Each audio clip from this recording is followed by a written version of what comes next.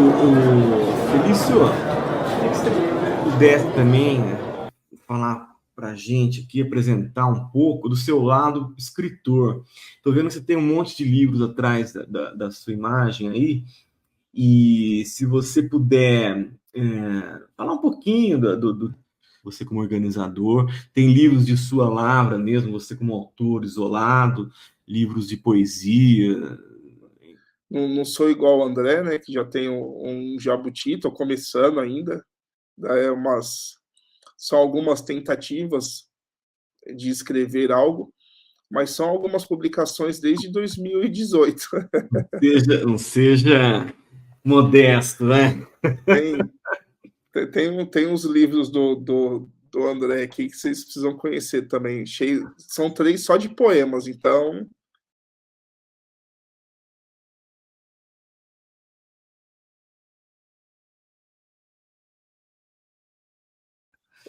vale a pena a leitura. Mas são alguns trabalhos muito bacanas. Assim, tem esse que o André está participando agora. Uhum. São 2, né? E de futebol. Não vai, né? Que ficou bacana a iniciativa, né? Quando a gente comentou sobre o alcance que tinha uma revista do museu nos anos 70, né? Que é uma produção, é um livro bem antigo, nos moldes de pensar a história hoje. Aí aqui a gente tem uma revista literária que se propõe a falar sobre diversos aspectos, se discute de tudo, de se pensar artes plásticas, se pensar gastronomia e de até incluir textos científicos para falar, por exemplo, sobre a inclusão na educação, para falar propriamente sobre a educação e para falar sobre o que a literatura se propõe a fazer, a como a pessoa escrever, como funciona um conto, uma crônica, qual a relação das múltiplas artes, qual a relação do cinema com a literatura, qual a relação da filosofia com a literatura, da história com a literatura. É um trabalho que tem um significado muito grande, principalmente para quem começa a escrever, tem o seu texto publicado a primeira vez, né? Tenho 2 trabalhos que eu fiz com os alunos dessa mesma escola que eu lecionava, que é o projeto Agora é a Nossa Voz, tá desse ladinho aqui. Foram 2 volumes. Então, é de introdução dessa molecadinha na literatura. Quando a gente fala que é necessário que as pessoas leiam, a gente fala, mas ninguém gosta de ler.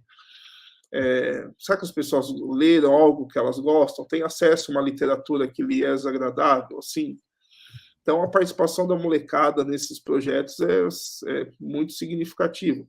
Então, tanto na revista quanto no livro, você tem pessoas que vão escrever pela primeira vez, que vão participar desse mundo pela primeira vez. E isso tem um impacto, não quer dizer que serão escritores por toda a vida, publicando livros e textos e artigos, mas é mais uma possibilidade de manifestação daquilo que faz o ser humano ser humano. O ser humano não é feito só pelo trabalho, só por aquilo que ele produz, mas por aquilo que ele cria artisticamente. Então, a revista, ela tem esse papel de fazer essa manifestação fluir. Muito importante mesmo isso que você acabou de descrever.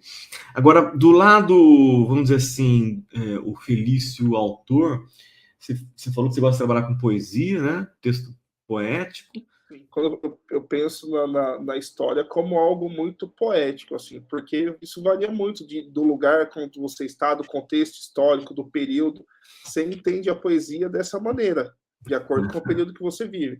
Aí quando vem alguém e fala, não, mas o que ele está falando, por exemplo, da rosa que você comentou, e eu estou falando sobre a fumaça da bomba, então, peraí, para quem não sabe nada, né, vai pensar assim, que rosa, que bomba, onde que é Hiroshima? Então, ali, invariavelmente, o cara vai ter que aprender um pouquinho de história para poder compreender um pouquinho daquela poesia que está sendo passada para ele ali.